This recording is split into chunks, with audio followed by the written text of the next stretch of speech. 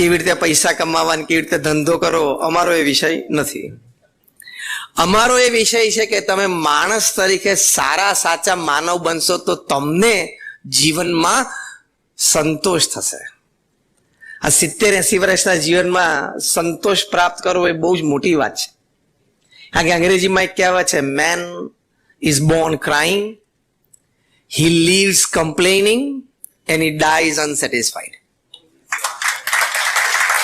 માણસ રોતા રોતા જન્મે છે, આખી જિંદગી ફરિયાદ કરે છે, મને આ મળ્યું, મને ના મળ્યું, આને મને આમ કરવું જોઈતું હતું, આને આમ ના કર્યું, આને મને આટલો ભાગ આપવો જોઈતો હતો, મને ધંધામાં આટલો અધિકાર આપવો જોઈતો હતો, ને મને ગણ્યો નહીં, મને ગણકાર્યો નહીં, મારી સલાહ માની નહીં, આખી જિંદગી ફરિયાદ. એનું મુખ્ય કારણ એ છે કે આપણે બધા જ એમ માનીએ છીએ કે હું જ ડાયો, શાણો અને બુદ્ધિશાળી છું, બધા મૂર્ખ છે.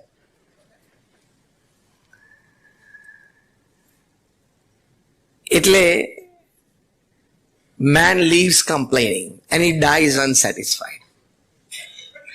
કે માણસ છે અસંતોષ સાથે મરે છે. પેલું કરવાનું હતું, રહી ગયું. પેલી એક મેમ્બરશિપ લેવાની હતી, રહી ગઈ.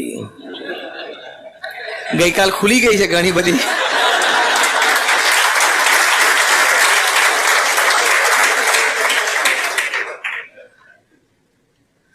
અહીં બેઠા બેઠા ઘણાને ચિંતા હશે કે ટ્રાન્સફરેબલમાં કોઈક મરી જાય જલ્દી તો સારું. એનું સારું થાય, મારું સારું થાય, અને સંસ્થાનું સારું થાય. હી ડાઈઝ અનસેટિસ્ફાઈડ. રાવણ આટલો રાજવી પુરુષ હતા, એ અસંતોષ સાથે મર્યા.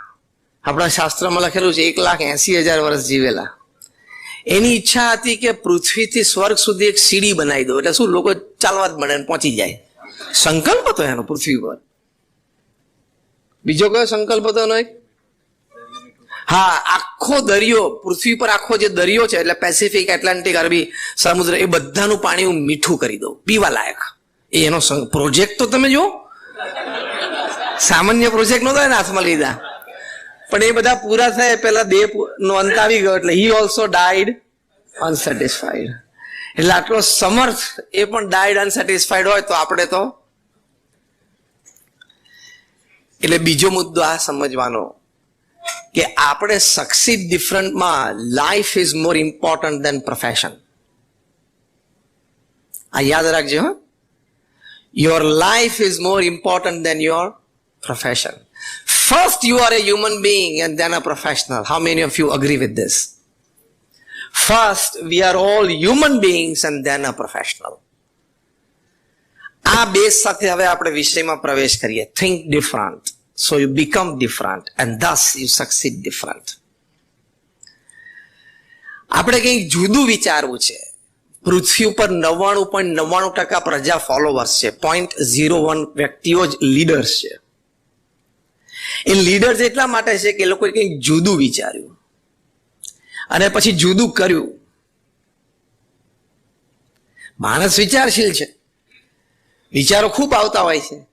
એ વિચારો પકડીને આપણે એ દિશામાં ચાલી શકીએ. Man at the end of the day is a bundle of his own thoughts. What you think in the morning, you become in the evening. What you think lifetime, you become at the end of your life. એટલે વિચારોની સ્પષ્ટતા, વિચારોની સ્વચ્છતા, વિચારોની સમૃદ્ધતા અને વિચારોની સાત્વિકતા હોવી બહુ જરૂરી છે. That builds up your personality and character. એટલે think differentમાં આવા છે. એટલે આપણે બહારની વાત આજે કરવી નથી, આપણે આપણી લાઈફની વાત કરવી છે. કારણ કે when your eyes close, આંખ બંધ થાય ત્યારે Merc or Hyundai at your home doesn't make any difference to you. 1 bedroom less, 4 ના બદલે 3 bedroomમાં આપણે રહ્યા ફ્લેટમાં, it doesn't make any difference to you when your eyes close. Yes or no? કોઈ ફેર નથી પડતો.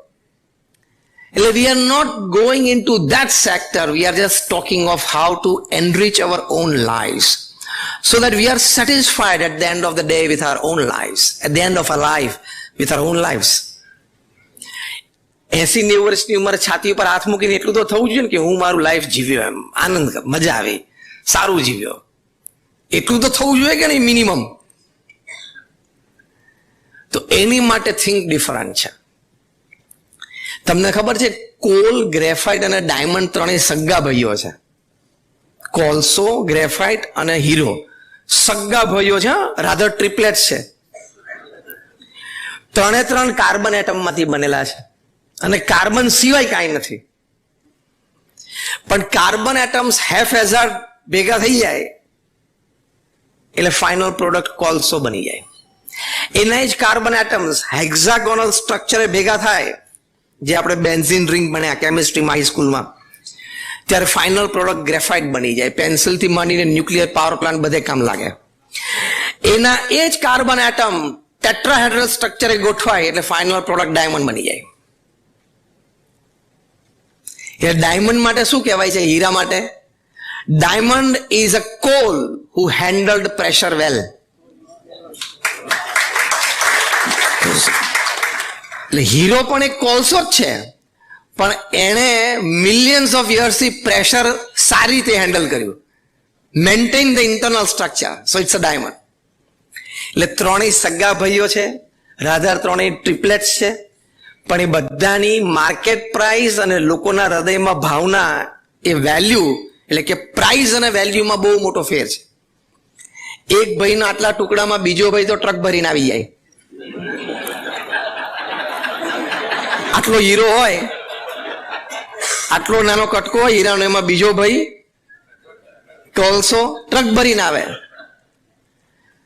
તો કિંમતમાં અને વેલ્યુમાં, એટલે પ્રાઇસ અને વેલ્યુમાં કેમ ફેર પડી ગયો? Design of the internal structure. આ એક વાક્ય તમે યાદ રાખજો, આખા પ્રવચનમાં યાદ ના રહેતો. અને આ વાક્ય લઈને ઘરે જવાનું, design of your internal structure. એટલે કે આપણી લાગણી, ભાવના, વિચારો, એટીટ્યુડ, કેરેક્ટર, એ બધું. બહાર તો અત્યારે બધા પાસે સરખું છે, બુદ્ધિ બધા પાસે છે, ઓછી હોય તો બાકીની ઇન્ટરનેટ આપી દેશે, હા કે ના? કનેક્ટિવિટી બધા પાસે છે, કારણ કે સોશિયલ મીડિયા ફ્રી છે, એટલે બધા પાસે કનેક્ટિવિટી. ઇન્ફોર્મેશન બધા પાસે સરખી છે, ઇક્વલ એક્સેસ ટુ ઇન્ફોર્મેશન બધા સિટીઝન્સને છે. જ્યારે બધા પાસે બાહ્ય રીતે બધું સરખું છે, ત્યારે who will progress, who will win the competition, who will grow, who will succeed? તો the person who has a better internal design. હવે અહીંથી આપણે આ થિંક ડિફરન્ટ, કે મારે બહાર તો ઘણું બધું કર્યું, મારે અંદરની ડિઝાઇન એ મારે વધારે સારી અને મજબૂત કરવાની છે. એમાં પહેલો વિચાર એ છે, મારામાં સુધારો જરૂરી અને શક્ય છે. આ વાત કેટલા જણા માનો છો? મારામાં સુધારો જરૂરી અને શક્ય છે. મારી સાથે એક એક શબ્દ બોલજો એટલે વધારે દ્રઢ થશે. મારામાં સુધારો જરૂરી અને શક્ય છે. આખી દુનિયા એમ માને છે કે સુધરવાનું મારા પાર્ટનરે છે, મારે નહીં. સુધારવાનું મારા લાઈફ પાર્ટનર સ્પાઉસે છે, એને બોલવાની આદત ખરાબ, બાકી હું તો બરોબર છું. સુધરવાનું મારા પપ્પા ને મારા મમ્મીએ છે, મારે નહીં. સુધરવાનું મારા હસબન્ડ કે પેલા સ્પાઉસને, ટૂંકમાં સ્પાઉસને છે. ટૂંકમાં ગામે સુધરવાનું છે, મારે તો હું તો બરોબર જ છું. આ વાત અમારા ગુણાતીતાનંદ સ્વામીએ 200 વર્ષ પહેલા અમારા આદિગુરુએ લખ્યું છે કે બધા એમ જ માને છે કે હું કહું એમ જો બધા કરે ને ઘરમાં કે ઓફિસમાં તો બધા સુખી થાય એમ છે. પણ હવે બધાને એ જ વિચાર છે, પ્રોબ્લેમ ત્યાં છે. See, I'm talking something very practical, હા? બધાને એમ છે કે જો અમને કહે ને કે સ્વામી ઘરમાં તકલીફ છે, આ છે તે છે, થોડો ઝઘડો છે, બીજું ત્રીજું, પણ હું કોઈ એમ જો બધા માની જાય ને એકવાર, બધાને, જો આ શબ્દો બધાના છે, I am talking your words, not mine. Am I right or wrong? ઓફિસમાં અમારે નિર્ણય બાબતે, પ્રોજેક્ટ બાબતે ઘણા મતભેદ છે, પણ એકવાર જો આ લોકો સમજીને મારામાં વિશ્વાસ મૂકીને જો હું કહું કરે ને, પણ હવે આ વાત બધા પાસે છે ને, બધા પાર્ટનર પાસે છે, તો શું કરશું? એટલે start with yourself. Stephen કોવીએ મેનેજમેન્ટનું પુસ્તક લખ્યું છે 7 Habits of Highly Effective People. એ દુનિયાના 3000 સફળ વ્યક્તિઓને મળ્યા, 3000 નિષ્ફળ વ્યક્તિઓને મળ્યા. સફળ એટલે ખાલી બિઝનેસમાં સફળ નહીં, હા. He is successful as a businessman, he is successful as a husband or a wife. The person, he is successful as a neighbor, as a relative, as a friend. બધી રીતે સક્સેસફુલ હોય. Some people are very successful in office and extreme failure back home. ત્યાં ધંધો 50 નો 5 નો 10 કરોડ પહોંચાડી દીધો હોય, 5 નો 50 કરોડ પહોંચાડે, ઘરે ડિવોર્સ લઈને બેઠો હોય. Some people are extremely successful in office and extreme failures at home. એવાની વાત નથી. 3000 all round success people, 3000 all round failures. Interviewed them. એની પરથી એમને આ પુસ્તક લખ્યું છે કે જે અતિ સફળ વ્યક્તિઓ હતા એના જીવનમાં 7 આદતો હતી, 7 habits. એમાંની એક હેબિટ આ લખી છે એમણે, first seek to understand and then to be understood. પહેલા તમે સામેવાળી વ્યક્તિને સમજવાનો પ્રયત્ન કરો. એ અભિપ્રાય કેમ વ્યક્ત કરે છે, એની પાછળનો એનો મોટિવ શું છે, પછી એ વ્યક્તિ તમને સમજે એવી અપેક્ષા રાખો. ચર્ચા થતી અંદર હાથ પછાડે, તું પહેલા મને સાંભળ. સ્ટીફન કોવી કહે છે આ 3000 વ્યક્તિઓની આદત હતી, પહેલા તું બોલ. Here lies the difference in thinking different. આપણે આપણો મુદ્દો હોય તો શું કે, તું પહેલા મને સાંભળ, તું તારી માથાકૂટ મૂકી દે, હું કહું એમ કર. આપણો એટીટ્યુડ આ છે.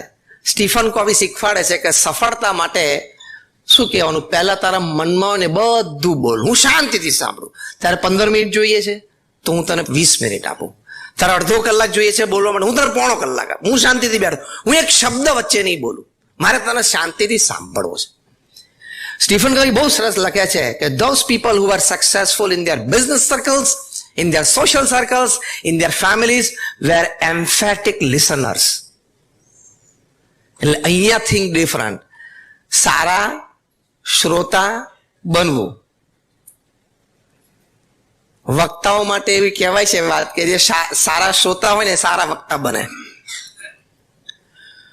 તો seek first to understand and then to be understood. કે મારે એક આ ફેમિલી મેમ્બરનું વર્તન આવું કેમ છે, એની સાથે ઝઘડવાનું અને ટોકવાનું નહીં કરવાનું.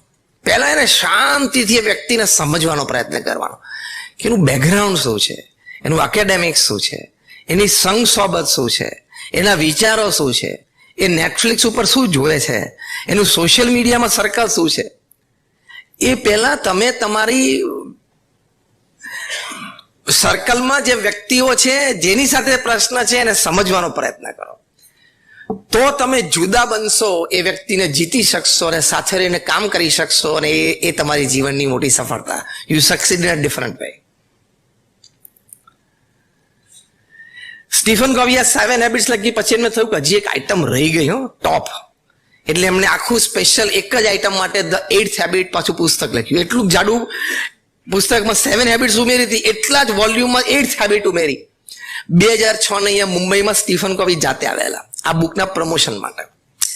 ઇન્ડિયામાં 4 મોટા સિટીઝમાં, મુંબઈ, બેંગલુરુ, દિલ્હી અને કોલકાતામાં એમની આ સેમિનાર્સ હતા. મુંબઈમાં ઓબેરોયમાં હતા. 700ની સિટિંગ કેપેસિટી હતી. 24 કલાક પહેલા ઈ ટિકિટ ખુલી. એ વખતે 2006માં આખા દિવસનો સેમિનાર એટેન્ડ કરવો હોય સ્ટીફન કોવીનો તો 23,000 રૂપિયા ડેલિગેટ ફી હતી 2006માં. 24 કલાક પહેલા એ ટિકિટ ખુલી, 86 સેકન્ડમાં 700 ટિકિટ વેચાઈ ગયેલી. 86 સેકન્ડ્સ, કારણ કે નામ હતું સ્ટીફન કોવી. એટલે ઓલ ઓવર ઇન્ડિયાથી પુલ થઈ ગઈ હતી ટિકિટ્સ, ઈ ટિકિટ્સ. 23,000 રૂપીસ પર ડેલિગેટ, ઓનલી 700 સીટ્સ. ઓપન થઈ 24 કલાક પહેલા જ. એટલે તમે કલકત્તાથી કે બેંગ્લોરથી ગમે તે ટિકિટ તમે ગ્વાલિયરથી કે ઇન્દોરથી લીધી તો 24 કલાક પછી તમને ટિકિટ મળી ગઈ એટલે તમારે બોમ્બે ફ્લાઇટ ડાઉન થવાનું. You are reach. હવે એમાં એ 6-8 કલાકના સેમિનારમાં સ્ટીફન કોવી તો 5-6 વખત સ્ટેજ ઉપર ખાલી અપિયર થયા, કોઈક વખત 5 મિનિટ માટે અને મેક્સિમમ 15 મિનિટ માટે. બાકી એમના મેનેજર્સથી, ટ્રેનર્સથી અને વિડીયોઝથી શોઝ ચાલતા હતા. એમાં એક વાક્ય વારે વારે બોલતા હતા. આનું પુસ્તક વિશ્વ પ્રસિદ્ધ છે, ધ 8th હેબિટ. એ વાક્ય વારે વારે બોલતા હતા, જે બીજા દિવસે DNA ન્યૂઝપેપરમાં આર્ટિકલ રૂપે આવ્યું કે if you have not attended yesterday Stephen Covey seminar, you read this article. અને આર્ટિકલમાં પણ લખેલું કે કદાચ તમે આખો આર્ટિકલ ના વાંચો તો આ બોક્સ આઇટમ વાંચી લેજો. ન્યૂઝપેપર હોય ને બોક્સ આઇટમ હોય, એમાં એ વાક્ય જે વારે વારે બોલતા હતા એ વાક્ય વર્ડ ટુ વર્ડ અને લેટર ટુ લેટર લખેલું. એમાં લખેલું, don't expect others to change, first change your self, others will follow.